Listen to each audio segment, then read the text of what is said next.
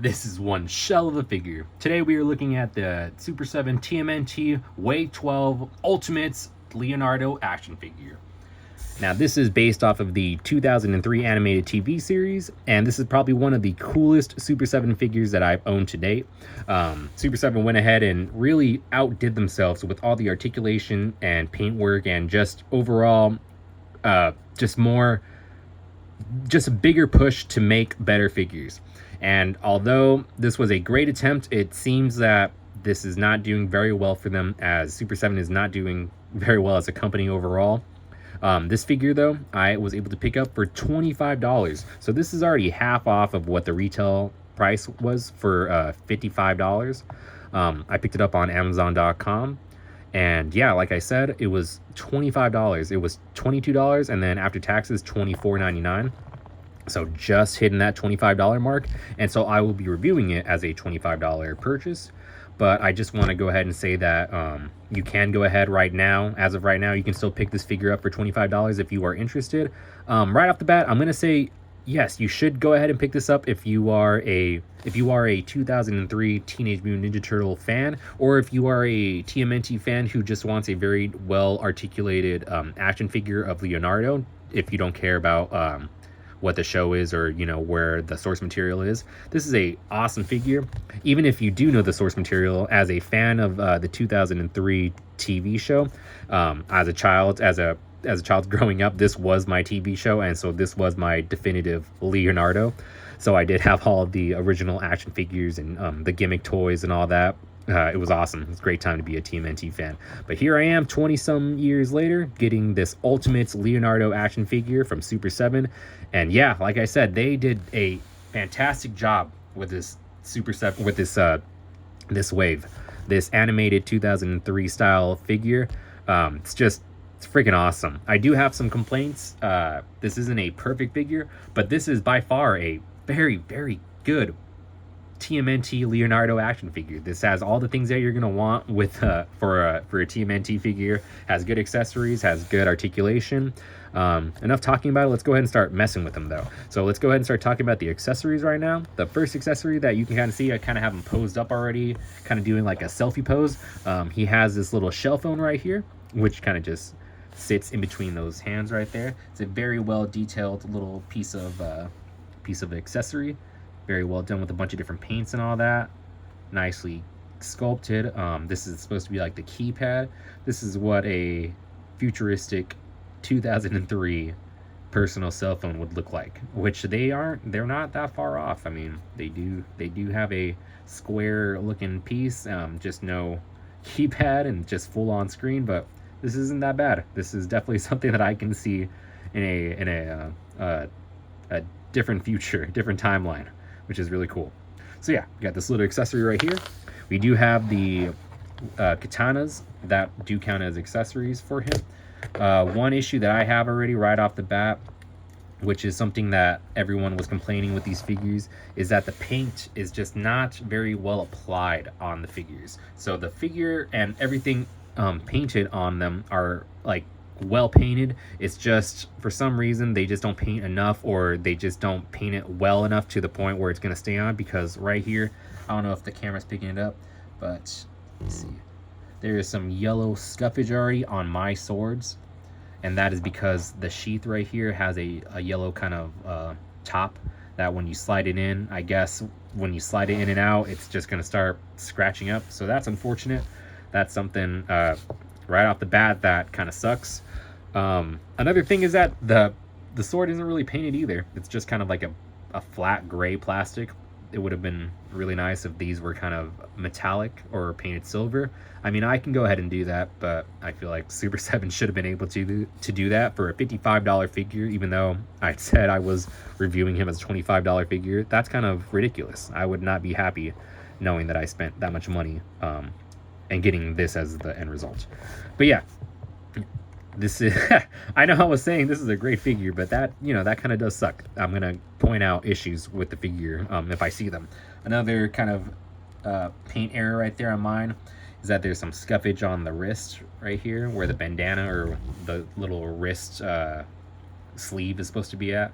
But yeah, it's kind of chipping off really badly. Just the paint is just not well applied. The coloring and all the paint choices are very well done. It's just the execution of them is not, unfortunately. So it kind of looks cool like that too. Let me go ahead and put his selfie thing in his cell phone in his hand. But another accessory is the head sculpt that he has right here.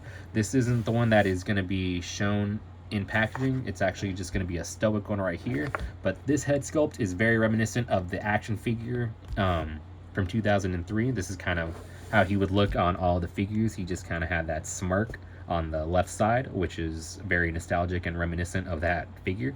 So I love that. Of course, the bandana does have a swivel on the head, but one thing that I wanted to notice is that although this one does have a swivel for the bandana, this head sculpt does not.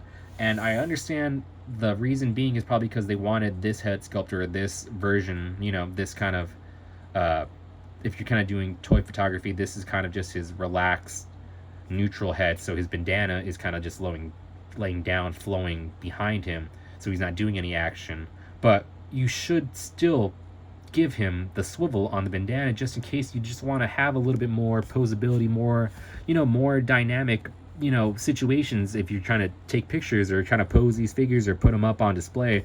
I just kind of feel that it's a weird thing that they didn't add the swivel. Like, it's even McFarlane Toys knows that you should add the swivel on all of the heads. But that's just something that, it's not really a complaint, it's just something that I wanted to point out. This head does not have a swivel for the bandana, which is kind of weird. I think that's weird. So some of the other accessories that he comes with are hands. So we have him posed up right here with the hands that kind of hold stuff for his katanas, for other accessories and all that. But we do also get two fisted hands too, which look very nice. Look like they're nice and gripped, so he's really doing some punches right there. We also have some open hands, which if you can notice right there, they have very indented palms, and that's because these hands are supposed to be to fit the shell phone right here. It's supposed to kind of lay flush right there in the palm, and it does. The issue is it doesn't have any grip to it, so it just kind of falls out of his hand. So unless you're kind of having the phone in a position where he's holding it like that, he's not going to be making, oh, I say that and look, it stays in there now. There it goes. Wow, that's crazy. So maybe it was just a user error. Let me see. Okay, I'm a liar. So it does. I just probably wasn't, you know, putting it in the correct kind of grip. It doesn't stay super secured in there, but it does stay in there. I mean, just not super well. Let me see. Was it right here? How did I do that? You see, now I had it. I had it. I really had it right now. Let me see. I mean, it stayed there. Oh, okay. Well, I guess it is possible, but just not for me or something like that. But yeah, so those were the accessories right there. Let's go ahead and start talking about like the detail on the figure itself. Other than the scratches and the paint chips, there is another annoying thing right here, which is the mold marks that are kind of forming on the top of the forehead of the alternate head sculpt. It kind of goes in the indents of his brow, but it's still noticeable, and I try to kind of rub it out with some hot water, but it wasn't working. So that is annoying and unfortunate to look and see. You can't really see it on the alternate head or the stoic head, but there is some kind of roughness of plastic on the top of this one specifically. So hopefully your copy doesn't have that issue. I feel like that's just more of a copy error on my end. But yeah, other than that though, this figure is amazingly well articulated. This is probably one of the best articulated Ninja Turtle figures that I own. This is a very well done articulated sculpted figure.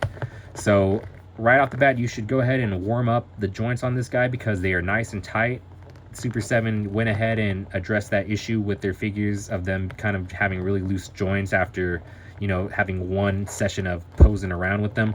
But this guy does not have that issue at all. As a matter of fact, his joints are super tight. You can kind of hear it right there too. That's great.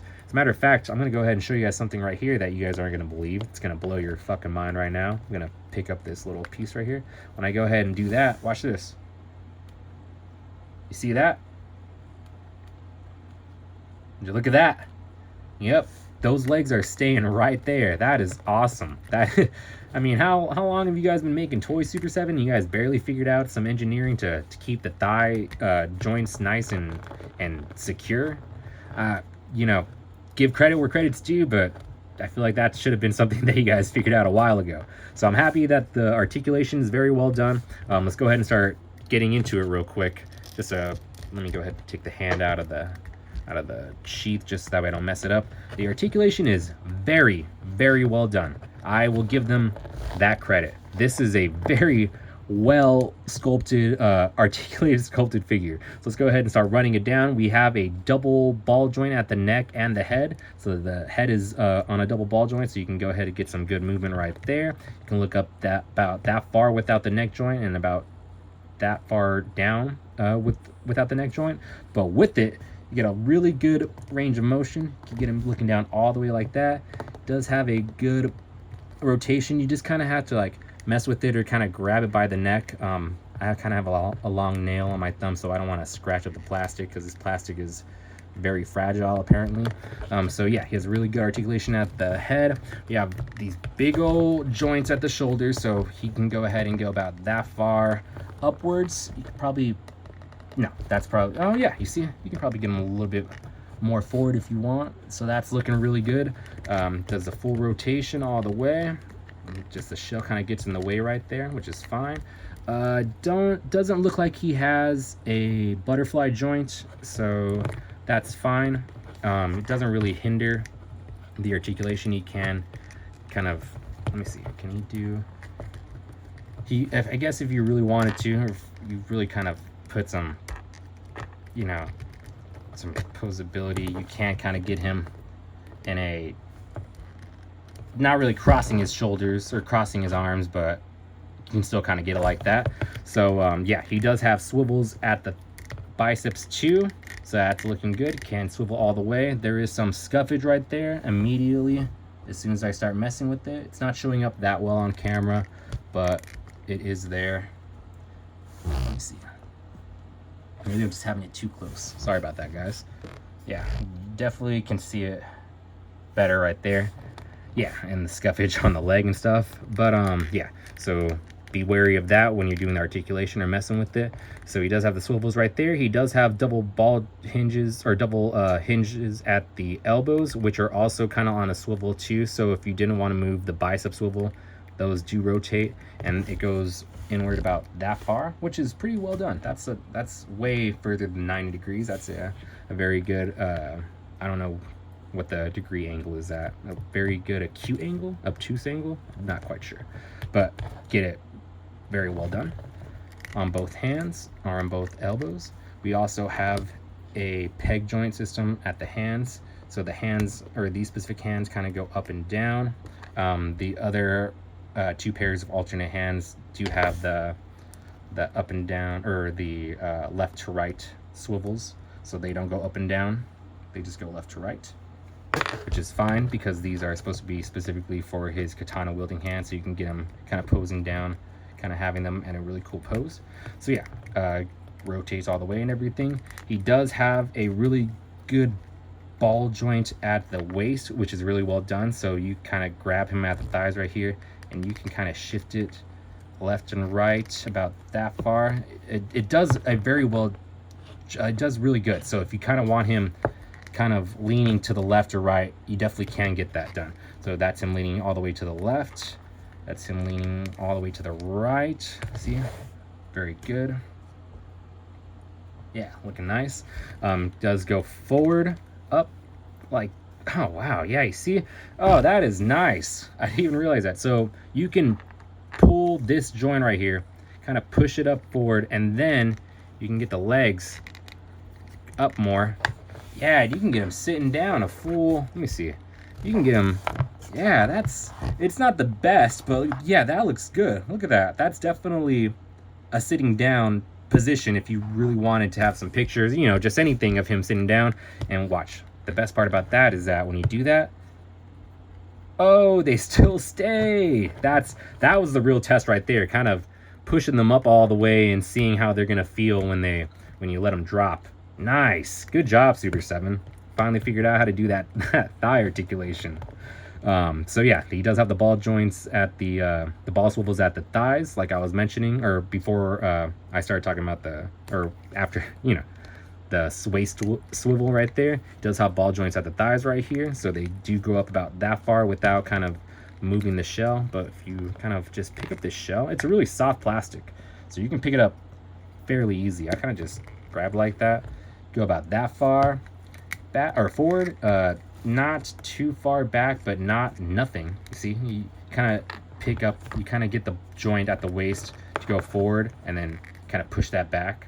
So that's definitely some articulation right there. Does have swivels right here at the thighs. The more I mess with the thighs, the more uglier they get, unfortunately. So that is something to be wary about. Obviously, no one likes having joints that start getting scuffed up as soon as you use them. It's just something that I'm not going to really be having an issue with because I'm having so much fun posing them, if that makes sense. But anyways, yeah, so we do have a thigh swivel right there. We do have the same kind of joints that are going on in the elbows with the knees, so they do bend about that far in, but they also do have some swivels at both of them. I'm just probably going to use the swivel at the top of the thigh, but you can get them going in all different types of directions and stuff, which is very nice. They could have just easily made these just ball hinge, or not even ball hinges, just hinges to go in and out like that, but they went ahead and did a little bit more. This is very reminiscent of NECA articulation. That's what it is. This is the kind of articulation that the NECA Last Ronin figure has going on his body. So that is really cool. I really like that. He does have a swivel at the foot. These were very stiff for me, so I had to hit them with hot water. You can still kind of see the water remnants all over the figure, but they do go out a full flat like that. Kind of see some creasing right there on the foot now that I'm messing with it too much, but that's fine. They don't look bad. Oh my god, just went full forward. Yeah, so this figure is very, very well articulated, very well done. It's just not $55 worth, I think. So after messing, you know, that's the issue with the figure, isn't it? You know, if you can get this figure for on sale, then I highly recommend to do it. But if you are paying full retail $55, no, I do not recommend doing that. I saw a comment on Reddit, to bring up Reddit again in one of my reviews, but the commenter said that Super7 is the toy company that you go when the figure of the toy company that you wanted to originally is sold out. So these are kind of like the figures that you go to when the figure that you actually wanted is kind of sold out, but you still want that character. And that is very true in most cases, especially for me. Like with Power Rangers, I got the Super7 Green Ranger because the Lightning Collection and all the other 6-inch scale versions of Green Ranger were sold out except Super7's, so I went ahead and grabbed him. But with this guy, with the Teenage Mutant Ninja Turtle 2003 Ultimates figures specifically, I do not think that's the case. I think these figures are very well done, very well articulated. Let me see. Let me go ahead and kind of like get him. Can I get him balanced on one foot like how I did with the McFarlane Toys one? Maybe if I get this out. Let me see. He does kind of have a more of a bottom side or backside heaviness because of the shell. So this one might be a little bit more hard or more difficult. But since he has a better access to the waist joint, I feel like I should be able to get something of the sorts. I might not be able to, or at least not on camera. Let me see. Oh, I think, let me see if I just have to get the balancing done, kind of. Oh, okay, yeah, you see, you can't. Not the best. I mean, this is literally just on camera, but if you took some more time and some more effort into it, you probably could. But okay, yeah, you see, so these figures, yeah, they are very well done. as much flack as they get, which is very well deserved from the company, it does have a lot of good things going on for it. This specific wave, I can't really complain. This is a very good Leonardo action figure. Oh, no.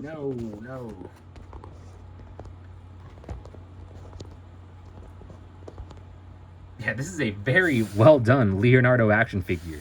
Let's see. Let's go ahead and start doing some comparisons. I can edit that out.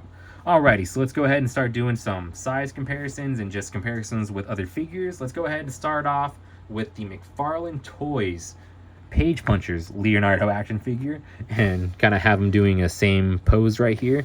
$27 with a comic, more or less kind of the same accessories minus a pair of hands and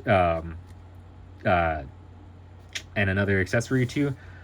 $24 for on sale though. So right there, right off the bat, if you had to choose between McFarlane Toys Page Punchers Leonardo or a discounted Super 7 Leonardo, I'm going with Super 7 Leonardo. I glazed this figure too. I enjoyed this figure. This was a very well done attempt from McFarlane Toys and all, with minus the thighs on mine after messing with them and stuff. But man, I mean, if Super 7 sold these guys for $25 a figure, I feel like they would have had a way better response with these figures.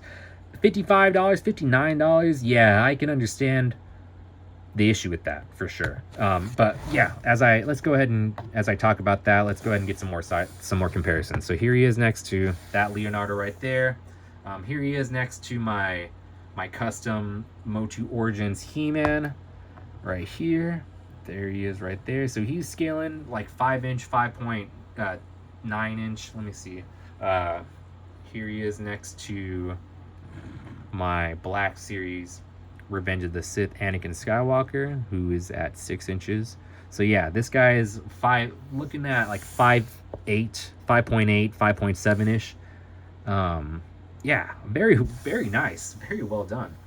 And let me see, do I have any other comparisons? Yeah, let's go ahead and get the Daredevil Born Again Punisher out again.